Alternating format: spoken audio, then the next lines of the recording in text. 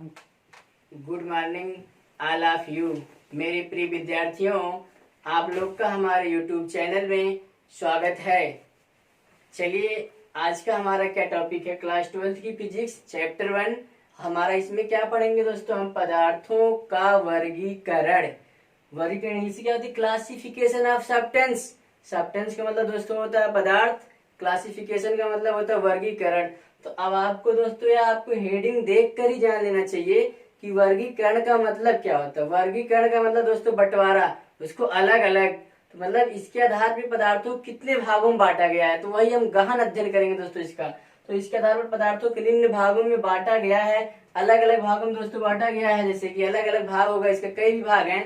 तो पहला हमारा पढ़ेंगे इसके दोस्तों, पहला आपका अचालक, दूसरा होगा अचालक या विद्युत रोधी, तीसरा दोस्तों आपका होगा परावैद्युत, चौथा आपको होगा अर्धचालक। तो आपको दोस्तों मेन पॉइंट इसका होगा आपका यही परावैद्युत, मोस्ट इंपॉर्टेंट है।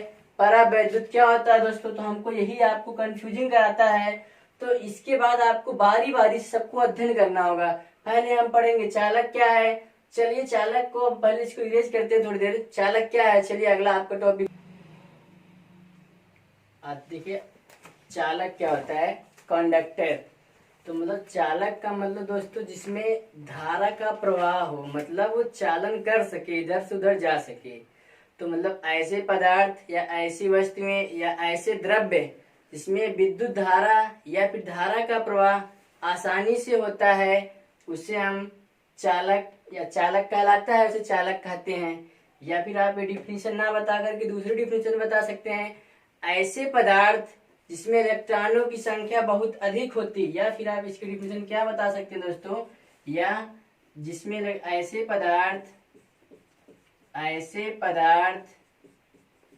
पदार्थ जिसमें इलेक्ट्रॉनों की संख्या, ई का मतलब दोस्तों होता है इलेक्ट्रॉन, इलेक्ट्रॉनों की संख्या बहुत अधिक होती है,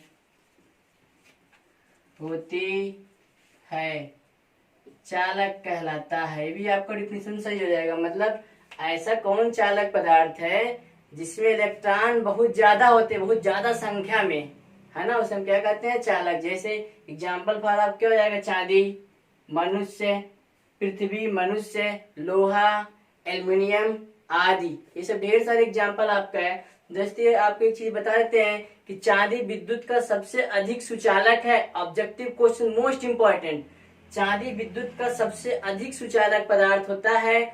इसका मतलब सुचालक या चालक का मतलब क्या दोस्तों आप बता देते हैं। जैसे अगर जहां पे आपको देखते हैं आप लोग अक्सर ट्रांसफार्मर में या फिर कंडेंसर में, या जो आपका पंखा चलता है उसके मोटर में जो सब लोग तांबा का तार लगाते हैं, और जो आपके खंभे वाली लाइट होती है एल्युमिनियम का तार लगाया जाता है ना दोस्तों। क्योंकि आपको अगर उस तो सबके स्थान पे चांदी का तार लगा दें तो जो आपके लाइट की धारा का प्रवाह होगा, वो धारा का प्रवाह लाइट में बहुत तेजी से हो जाएगा। जो धारा का प्रवाह होगा, अगर उसमें 10 एम्पियर की धारा बह रही है, सीधे उसका डबल ट्रिपल मतलब बहुत तेजी से धारा का प्रवाह हो जाएगा, कि मतलब आप उसको समझ नहीं पाओ कितनी तेज धारा का प्रवाह हो रहा है। और ये भी बता देते हैं जो इलेक्ट्रॉनों की गति होती है वो सबसे तेज उसकी गति कही जाती है। जैसे आप लोग घर कहाँ लाइट पता नहीं कहाँ से आती है, आपका पावर हाउस कहाँ पे है, और लाइट आपके घर सेकंडों नहीं लगता कि लाइट तुरंत आ गई। जैसे अभी भी आप देख सकते हैं कि यहाँ पे हम स्विच लगी नहीं, स्विच ऑन नहीं किए कि आपका बल्ब जल गया, है ना, कि आप स्विच ऑन नहीं करते कि बल्ब तुरंत जल गया। इसका मतलब जिसमें इलेक्ट्रॉन बह रहा है धारा, उसकी जो गति है उसकी क्या है? बहुत तेज बहती है। तो आपको चांदी होती विद्युत का सबसे अधिक सुचालक होता है ऑब्जेक्टिव क्वेश्चन के लिए। और जो बता दें ट्रांसफार्मर अगर इस सब का लगा दें तो आपको इसमें धारा का प्रवाह बहुत अधिक हो जाएगा। तब अभी कहोगे सर फिर चांदी क्यों नहीं लगाया जा सकता है तांबा या एल्युमिनियम के स्थान पे? अब देखिए ये भी तो क्वेश्चन बनता है कि जब हमको धारा तेज लेनी, लाइट अधिक आनी चाहिए, तो चांदी क्यों नहीं लगाया जाता?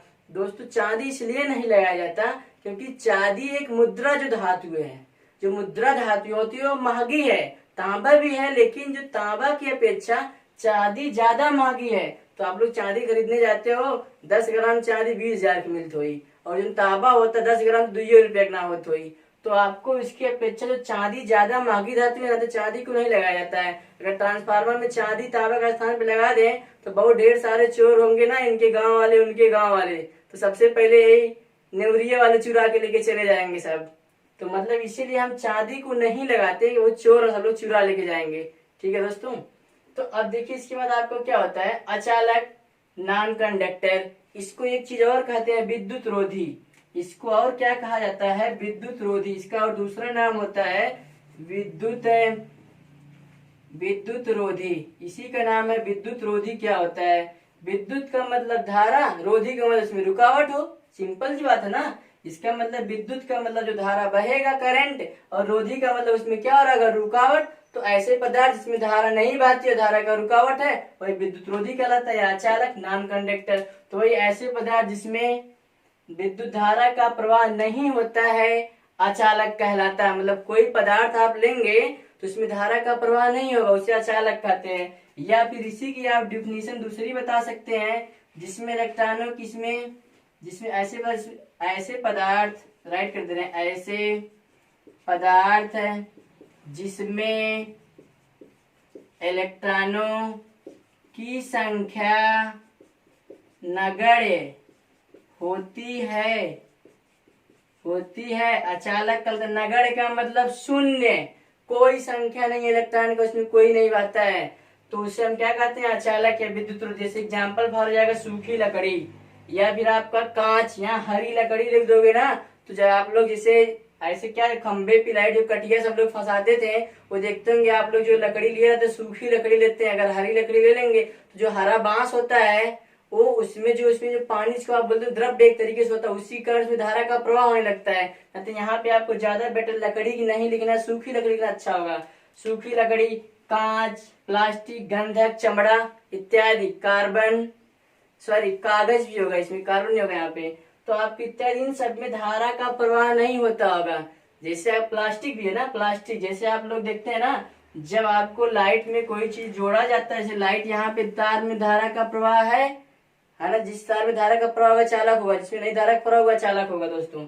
जैसे आपको यही है, तो पेचकस से हमें कोई स्क्रू कसना होता है, तो पेचकस में तो शुरू में आपका जो होता है कसने वाला, वो लोहे का लगा होता है, और पीछे जो इस पे लगा, जिसको पकड़ के घुमाते हैं, वो किस चीज का लगा होता है, प्लास्टिक का लगा होता है। तो प्लास्टिक इसलिए लगाया जाता है ताकि उसमें धारा का प्रवाह ना हो।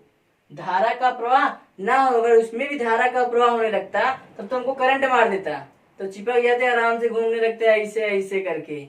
तो आपको इसीलिए वहां पे क्या लगाया जाता है, प्लास्टिक का लगा होता है। तो कांच, बहुत जगह देखते होंगे आपको, जो टेस्टर होता है, टेस्टर क्या किसका होता है, कांच मतलब शीशा का लगाया जाता है। उसी तरीके सूखी लकड़ी, आपको गंधक, सल्फर वही होता है। इसी तरीके से और आपका भी होगा, तो आपके एबी डिफिनेशन सही होगा, एबी डिफिनेशन राइट कर सकते हैं। इसके बाद आपको नेक्स्ट आपका होगा परावैद्युत।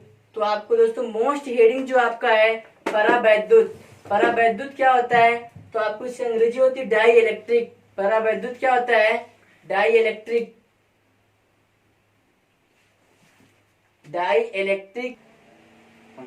देखिए दोस्तों, तीसरा आपका टॉपिक है परावैद्युत, डाई इलेक्ट्रिक। डाई इलेक्ट्रिक क्या होता है दोस्तों, मतलब ऐसे अचालक पदार्थ, मतलब परावैद्युत तो है एक पदार्थ, लेकिन वो कैसा पदार्थ होगा, अचालक पदार्थ है। ऐसे अचालक पदार्थ, इससे पहले हमने अचालक आपको बताया है, ऐसे अचालक पदार्थ जिसमें धारा का प्रवाह नहीं होता है परंतु वैद्युत प्रभाव उत्पन्न होता है, परावैद्युत कहलाता है वैद्युत प्रभाव। अब आप कहोगे सर वैद्युतीय प्रभाव क्या है, वो अचालक पदार्थ है तो उसमें धारा का प्रवाह नहीं होगा, तो सही सी बात है, परंतु वैद्युत प्रभाव उत्पन्न होता है। वैद्युत प्रभाव का मतलब उसमें जब उसको जलाया जाएगा तो उसमें से कुछ ऊष्मा उत्पन्न होने लगती है। मतलब आपको वही बताना है कि ऐसे कौन से पदार्थ है, ऐसे पदार्थ जो अपने में से मतलब अपने अंदर से धारा नहीं गुजरने देंगे, लेकिन वह जो पदार्थ होगा वैद्युत प्रभाव उत्पन्न करेगा, मतलब ऊष्मा जलाने पर उसमें ऊष्मा निकलेगी। तो आपको जैसे मोम होगा, मोम अंदर में से धारा बह के आसपास भी पार नहीं होने देगा, अंदर मतलब अपने में से यहाँ जो दिखाएगा अचानक उसमें धारा का मतलब उसके अंदर से धारा नहीं गुजरेगी।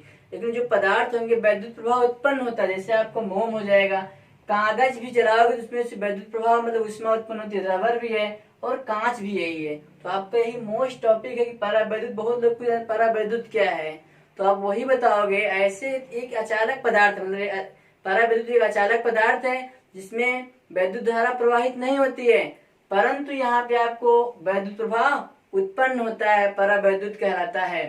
तो बहुत आसान से एग्जाम्पल आप इसका बता दीजिए। परावैद्युत का बहुत बड़ा योगदान है दोस्तों। परावैद्युत आपको आगे पढ़ा जाएगा, एक माध्यम भी होता है, निर्वात का होता है, तो अलग अलग मिलेगा। इसके बाद आपको चौथी जो लास्ट हेडिंग है अर्धचालक, सेमी कंडक्टर। दोस्तों सेमी कंडक्टर आप लोग इसको कक्षा 10 से पढ़ते आ रहे हैं, कक्षा 8 में 7 में भी पढ़े होंगे। चालक अचालक ये तो बहुत पुरानी चीज है भैया, जब से पढ़ते हो तभी से मिलता होगा। तो आपको क्या होता है, इसमें ऐसे पदार्थ जिसमें धारा का प्रवाह नहीं होता है, जो अर्धचालक पदार्थ होते हैं धारा का प्रवाह नहीं होता है, परंतु ताप बढ़ाने पर धारा का प्रवाह होने लगता है।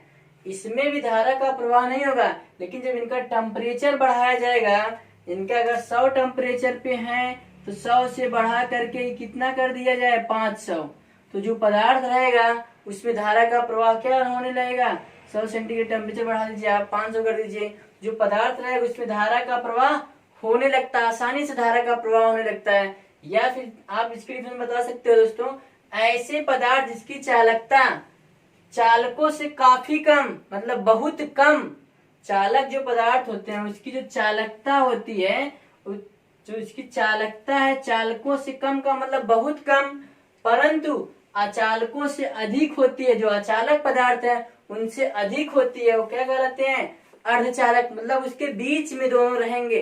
दोस्तों आपका ये अर्धचालक कहलाता है।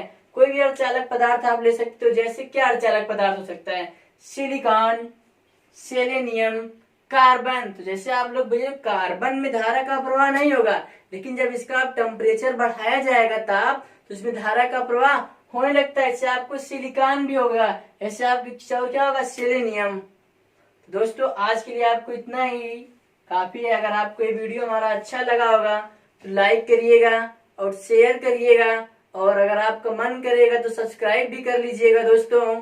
लेकिन आप लाइक तो जरूर ही करिएगा दोस्तों। लेकिन आपको जो अगला टॉपिक आएगा इसके बाद वो होगा कूलाम का नियम, जो कि आप लोग को पता है कि कूलाम का नियम very very very most important. आज तक जितनी क्लास 12 की परीक्षाएं हुई है, इस कूलाम के नियम से रिलेटेड, चाहे कूलाम की थ्योरी या इसे क्वेश्चन हर साल पूछा गया है दोस्तों। धन्यवाद।